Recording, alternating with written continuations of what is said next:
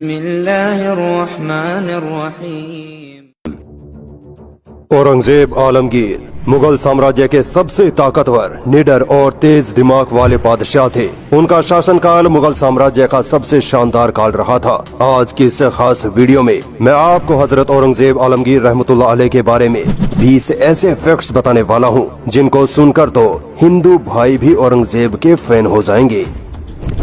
दोस्तों, औरंगजेब आलमगीर का जन्म 3 नवंबर 1618 में गुजरात के दाहोद में हुआ था। वो शाहजहां और मुमताज महल की तीसरी औलाद थे। उनके जन्म के वक्त शाहजहां गुजरात के गवर्नर थे। औरंगजेब आलमगीर मुगलिया सल्तनत के छठे बादशाह रहे थे। औरंगजेब के समय में ही मुगल सल्तनत दक्कन से लेकर अफगानिस्तान तक फैल गई थी। यानी औरंगजेब वो अकेला देशभक्त बादशाह था जिसने अखंड भारत बनाया था। औरंगजेब को आलमगीर की उपाधि से नवाजा गया, जिसका मतलब होता है विश्व विजेता, क्योंकि औरंगजेब इतने ताकतवर और बहादुर थे कि वो जिससे भी जंग करते थे वो डर के मारे पहले ही हार मान लेता था। दोस्तों, औरंगजेब को बचपन से ही इस्लामी तालीम और फौजी तालीम दी गई थी। वो एक हाफिजे कुरान थे। यहाँ तक कि औरंगजेब ने इस्लामी कानून पर एक मशहूर किताब भी लिखी जिसे फतवाए आलमगीर के नाम से जाना जाता है। शाहजहां के बीमार पड़ने के बाद ही औरंगजेब ने अपने 3 भाइयों के साथ सत्ता के लिए संघर्ष किया और उनको रास्ते से हटाकर सन 1658 में मुगल सल्तनत के छठे बादशाह बन गए।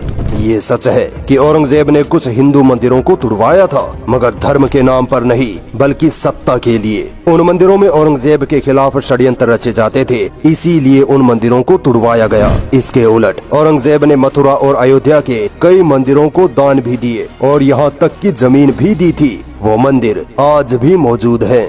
औरंगजेब आलमगीर ने अपनी हुकूमत का ज्यादातर वक्त दक्कन यानी दक्षिण भारत में बिताया था। उन्होंने बीजापुर और गोलकुंडा रियासतों के खिलाफ कई जंगें लड़ी थी और सन 1686-87 में दोनों रियासतों को जीतकर मुगल साम्राज्य में मिला लिया था। मराठा औरंगजेब के लिए कोई बड़ा चैलेंज नहीं थे। मराठा हमेशा गुरिल्ला वार करते थे, यानी छुप कर वार करते थे, और इतिहास की किताबों में मराठाओं को डकैत भी कहा गया है, क्योंकि मराठा अपने आसपास के कबीलों को लूट लिया करते थे। मराठाओं ने 2 बार सूरत में भयंकर लूटपाट मचाई थी।